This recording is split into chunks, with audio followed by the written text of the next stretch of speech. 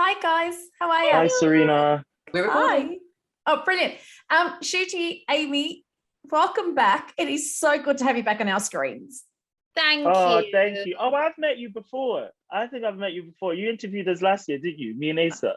I did. Wonderful. And Oh, wonderful. I'm raging that this isn't in person because last time it was one of the most awkward interview endings ever. I think I ended it with, Ncuti, I'm going to sniff you on the way out because I was told about how amazing you smelt. Oh, yeah. He does. He does smell amazing. Yeah, I think I was like, come over, have a sniff. But let's talk about sex education. Absolutely love this season. But Ncuti, you've said filming a show about sex education in the era of social distancing wasn't always easy. How did you guys manage it? Yeah, do you know what we did? I make that sound very dramatic, but I mean, it wasn't. Out of all the jobs to do during a pandemic, like acting really was not the hardest. But I guess it just kind of slowed things down because we have to block out.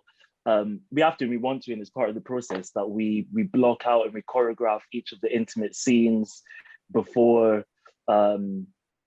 before we do them. And this season, obviously, we had like masks and we had to social distance. And so you're like shouting across the room where you want to put things and where things need to be raised. And so it's like it just made things a bit like clunkier, but we got through it. I think we were just also happy to be there and happy to be back and happy to be doing a job during a pandemic. Like, Aimee, this is a question, like besides the smelling thing, this is another thing I'd never thought I'd say in a junket. How is your nose after shooting during COVID? Like, how many swabs did you have to have up there? Oh, God, you know what? A lot.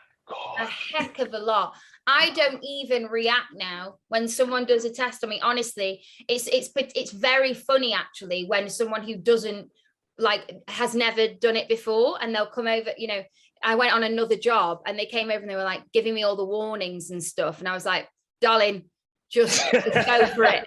Honestly, at this point, I will not. And then they're looking at me thinking, is she human? She's not reacted at all to having this thing. So it's because it's just, it was just constant, wasn't it? Was it like constant. 3 times a week? So I think so. Yeah. Yeah. Wow. Well, my answer is that my nose is numb. But you can still smell Ncuti from a mile away. Of course. Through the screen. But, do you know, I love your characters. I love Eric. I love Aimee because your characters are just gorgeous. They wear their hearts on their sleeves. Ncuti, if you could take a piece of Eric with you into your everyday life, what would you take? And Aimee, I'll ask you the same about your Aimee as well.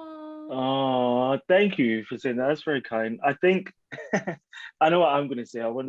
I guess like for both the characters, for Eric this year, I think he's learned how to grow, how to try to find happiness within himself. I think he's someone that's spent a lot of time on other people and like being patient and like help facilitating a lot of other people's growth. And I think this season he really is trying to facilitate his own growth and learns that actually me taking space for myself, if other people can't make room for me to grow, then are those people really my people?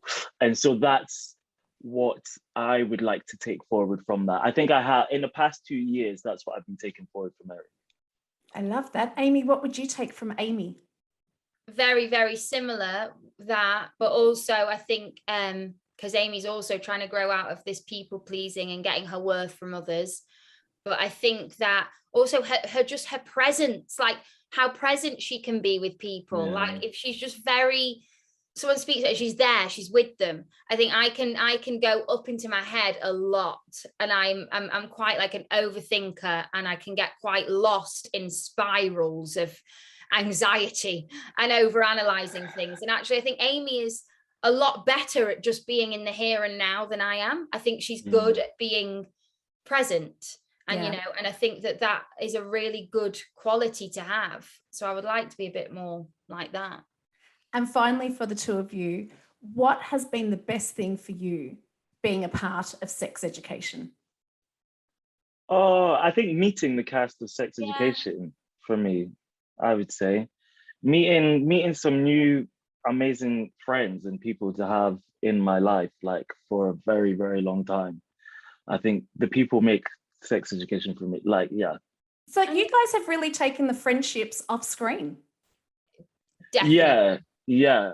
Definitely. We're very lucky. I think it's amazing. I think a lot of it is to do with amazing casting, because it's not, and I used to think that they were kind of people would say, don't get too used to this because it won't be the same on every set. It won't be. And I think, yeah, whatever, because it was kind of like our first screen job. So I was just like, man, this is just what sets are like. And then you go on to others and you're like, oh my God, no, it is like really rare to have that connection and that kind of like chemistry with a cast. It's amazing. Well, I'm glad you guys enjoyed it as much off screen as we're enjoying it on screen. I'm really hoping you'll be back for season 4. I have everything crossed. Thank you so thank you so much. Lovely to see you guys. Bye. And you as well.